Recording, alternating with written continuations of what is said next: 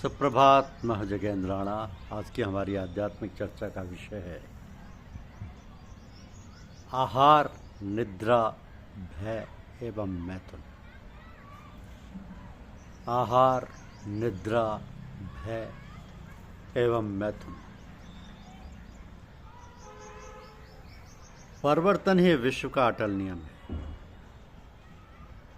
ये परिवर्तन प्रत्येक वस्तु, प्रत्येक प्राणी में क्षण प्रति क्षण हो रहा है। परिवर्तन की गति इतनी धीमी, इतनी सूक्ष्म होती है कि हम उसको आँक नहीं पाते।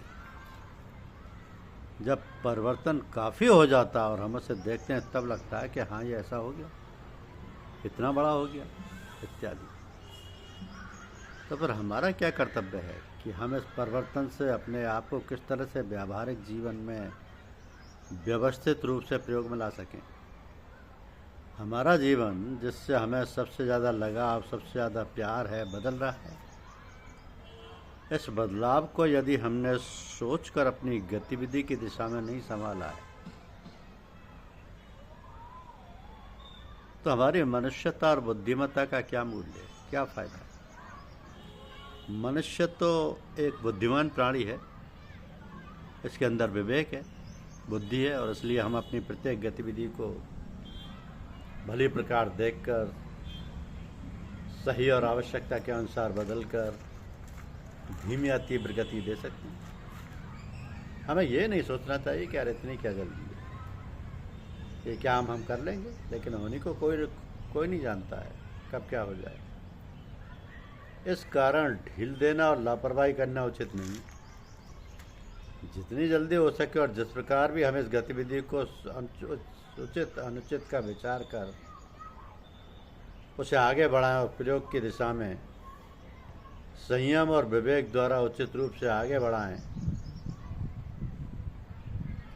लापरवाही और टालमटोली से हमारे कार्यक्रम और व्यवहार में बदलाव हो सकता है, और वह बदलाव जरूरी नहीं है कि अच्छी दिशा में हो, वह हमारे लिए हानिकारक भी हो सकता है। ये कौन जाने समझे। अतः जितनी जल्दी हो सके कार्य को समाप्त करने का प्रयत्न करना चाहिए।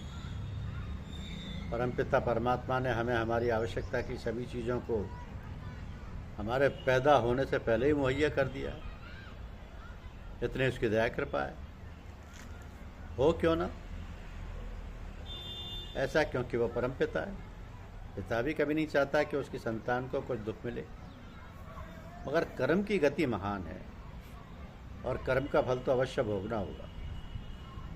तो हर प्राणी को, हर मनुष्य को खासतौर से सोचना चाहिए कि हमारा कर्तव्य क्या है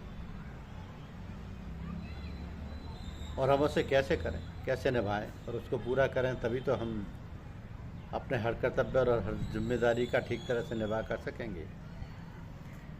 इसलिए मनुष्य को चाहिए कि वो भगवान का सहारा, आसरा पकड़े रहे और अपने कर्तव्य का पालन करता रहे। उसका सबसे अच्छा तरीका यह है कि हम हर काम को भगवान का समझकर भगवान के लिए करें। ऐसा करने से उस काम की पूरी जिम्मेदारी भगवान की हो जाती है और वो काम सुचारू रूप से जैसा उचित होता है पूरा हो जाता है, और हमें ज़्यादा परिश्रम और सोच विचार नहीं करना पड़ता। तो हमारी प्रार्थना होना चाहिए कि हे भगवान, परमपिता परमेश्वर हमारी रक्षा करें, हमें बुद्धि दो, बल दो, ताकि हम अपने कर्तव्य का ठीक प्रकार से पालन कर सकें। ये जीवन उसका दिया है, उसी को सौंप दो और अपने कर्म बंधन से मुक्ति पा लो।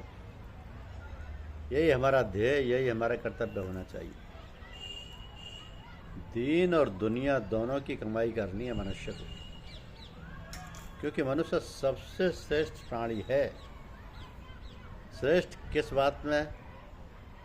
कि इसके पास बुद्धि है, विवेक है, निर्णय करने की शक्ति है, जो भी काम करना चाहे हिम्मत और बुद्धिमत्ता से पूरा कर सकता है। सिर्फ आवश्यकता इस बात की है कि वह निर्णय कर ले कि मुझे ये काम करना है, फिर तो काम किया ही समझो। और यदि ऐसी हिम्मत नहीं है तो मनुष्य का जीवन बेकार है। दुनिया में कोई ऐसी चीज़ नहीं है कि मनुष्य के पहुंच के बाहर हो। कहते हैं मनुष्य को ईश्वर ने अपने आप के आकार प्रकार में बनाया। कहा है ईश्वर अंश जीव अविनाशी, मतलब इसका यह है कि जो ईश्वर में गुण है वो सब मनुष्य में भी है। ईश्वर अंश जीव अविनाशी, गुणों में कोई भेद नहीं, बस जीव अंश है और ईश्वर कुल है। तो गुणों में कोई भेद नहीं, कोई फर्क नहीं। फर्क केवल कम और अधिक का है। जैसे लोटे में गंगा जल लें तो गंगा जल में और लोटे के जल में गुण तो एक ही है, हाँ सिर्फ मात्रा का फर्क है। गंगा में जल अथाह है, लोटे में अंश मात्र, बस इतना ही भेद है।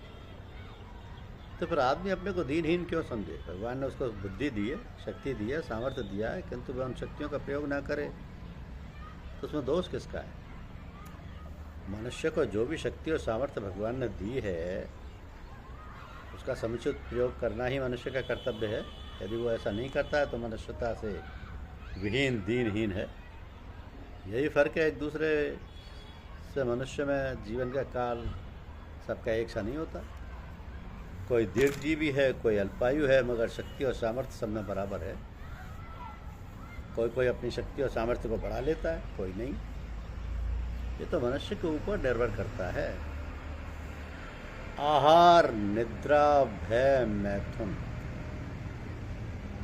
जस सामान्य मेतत पशुभिर राणाम धर्मो हितेशा।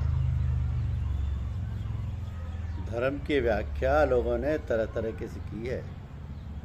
साधारण तो यह है कि मनुष्य ने अपने इस जीवन के साथ परलोक के लिए जो भी कमाई की है उसी से उसके जीवन की सफलता और योग्यता मापी जाती है।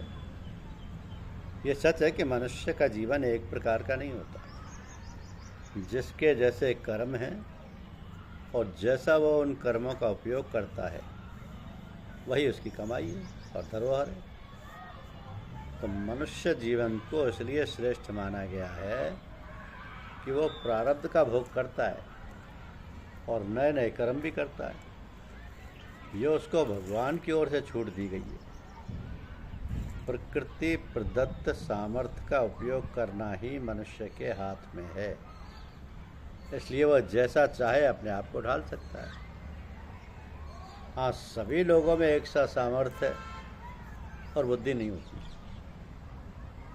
इसलिए सबके भिन्न भिन्न प्रकार के स्वाभाविक कार्य हैं। जीवन का कोई ठिकाना नहीं है, कब तक है। अतः मनुष्य को चाहिए कि जो समय मिला है उसका सदुपयोग कर ले।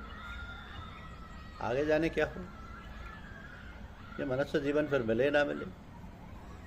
अतः अब जो समय मिला है उसका पूरी तरह उपयोग कर लेना ही मनुष्य की बुद्धिमत्ता है। तो मनुष्य को अपने आप को योग्य सामर्थ्यवान बनाना चाहिए और उसके लिए अथक प्रयत्न करना चाहिए। यही मनुष्य मात्र का कर्तव्य है।